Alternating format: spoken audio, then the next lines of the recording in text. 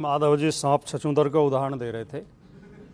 सांप छछूंदर कुछ भी करें, लेकिन बिल्ली को पूछने का अधिकार नहीं है कि क्या करना है।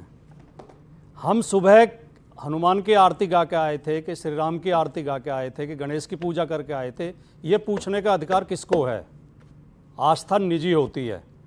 मैं किसकी पूजा करता हूँ, कैसे करता हूँ, किस तरीके से करता हूँ, ये मेरा अधिकार है। और ईश्वर के और भक्त के बीच में कोई दलाल नहीं होता है, कोई एजेंट नहीं होता है जी। ये जो पूछ रहे हैं, एजेंट बनना चाहते हैं बीजेपी के लोग, ये ठेका लेना चाहते हैं हमारी आस्था का भी। इनसे जो राजनीतिक काम है वो तो हो नहीं रहे, इनसे बच्चों के लिए शिक्षा की व्यवस्था तो हो नहीं रही, अस्पतालों में दवाई दे नहीं पा रहे, नौकरी दे नहीं पा रहे। ये अजय राय किसकी ठेकेदारी कर रहे थे, जानना चाह रहा हूं, जिन्होंने अनाउंसमेंट करा।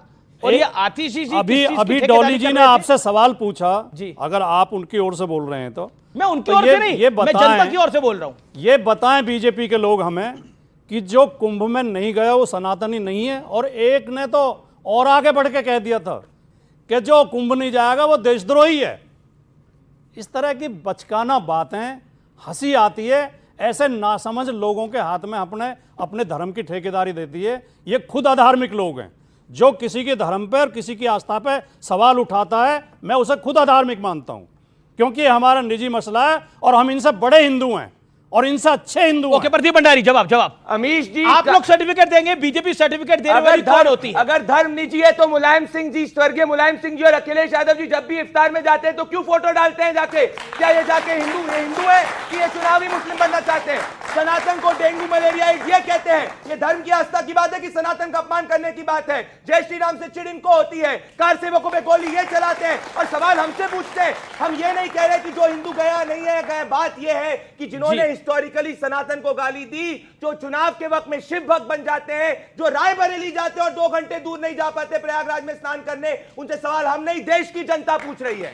लेकिन बीजेपी से ओके एक राजकुमार भाटी मैं बिल्कुल आ रहा हूं मैडम, आपके पास भी आ रहा हूं। आप अभी तक बोले नहीं है, लेकिन आपके पास तो बहुत कुछ है आज बताने के लिए। ओके, मैं आ रहा हूं आपके पास। एक तो मनोविज्ञान ये कहता है कि जब आदमी को झूठ बोलना होता है तो बहुत जोर से बोलता है। तो एक तो ज्यादा ताकत कोई लगा रहा हो तो समझ लेना झूठ बोल रहा है। भंडारी जी की तरफ आपका इशारा दूसरी है। बात नहीं, जो भी लगा रहा हो क्योंकि सच तो बहुत सहज तरीके से हम कह सकते हैं, वो लोग आराम से भी समझ में आता है। दूसरी बात, इन्होंने कहा कि मेरे नेता रोजा इफ्तार का फोटो डालते हैं। मेरे नेता ने गंगा स्नान का फोटो भी डाला है, मेरे नेता ने कुंभ में स्नान का भी फोटो डाला है, मेरे नेता इटावा में केदारेश्वर महादेव का मंदिर भी बनवा रहे हैं, जो बहुत शानदार मंदिर शास्त्रीय तरीके से बन रहा है। तो ये आस्था है।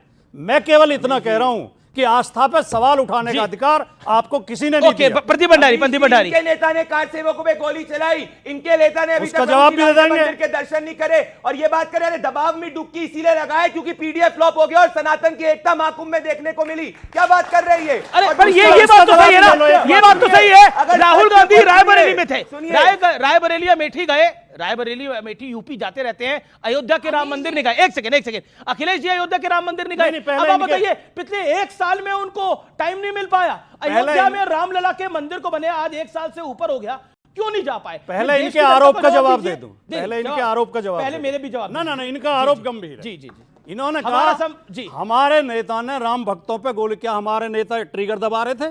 इनके क्या हमारे नहीं, बीच में नहीं। क्या हमारे नेता के हाथ में राइफल थी? सुप्रीम कोर्ट का आदेश था मस्जिद को नुकसान नहीं पहुंचना चाहिए।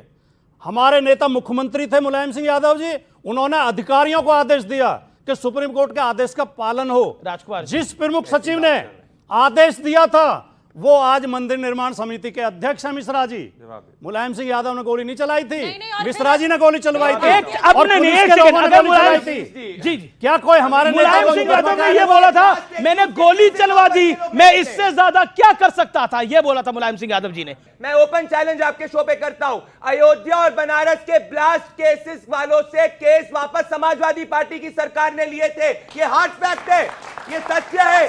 कब बता रहे? कार ये सेवकों पे ये गोली झूठ चल बोल रही रहे है हैं, उस वक्त करके। ये झूठ बोल रहे हैं। एक सेकंड, डॉली शर्मा अपनी टर्न पे बोलिए, डॉली शर्मा अपनी टर्न पे बोलिए आप। मुलायम सिंह जी को पद्म विभूषण दिया था, एक्सपोज हो गया जब इसीलिए भारतीय जनता पार्टी ने मुलायम सिंह जी को पद्म विभूषण दिया था अरे वो 2022 उनके में। कार्य के लिए दिया, पर जो हिंदुओं ने गाली कार्य के गोली लिए चलाई वो दिया। बोलेंगे हम। कार्य एक के सेकंड, लिए एक दिया। सेकंड, एक सेकंड, एक सेकंड, क्यों नहीं बोलेंगे हम? एक सेकंड, एक सेकंड, एक ये सेकंड, फैक्ट एक के नाम पे झूठ बोल रहे हैं। एक फैक्ट ओपन भारतीय चैलेंज है जनता शो पे। पार्टी- अरे मेरा राष्ट्रीय निवेदन पार्टी है। एक तथ्य वो उन्हीं बोल रही है। मुलायम सिंह यादव को बता रहा हूं, पद्म क्या विभूषण झूठ बोल देती रहे है। हैं? रीना गुप्ता को आने देंगे क्या आप? झूठ बोल रहे हैं चेक बताओ। करिए अमित एक जी। सेकंड, डॉली शर्मा अपनी टर्न पे बोलिए आप। सुनिए ओके, सुनिए, ये झूठ ये बोल रहे हैं मुकदमे वापस नहीं लिए गए थे, मुकदमे वापस नहीं लिए गए थे। हाँ, बीजेपी ने बिलास की आरोपी को जरूर लोकसभा में पहुंचाया था।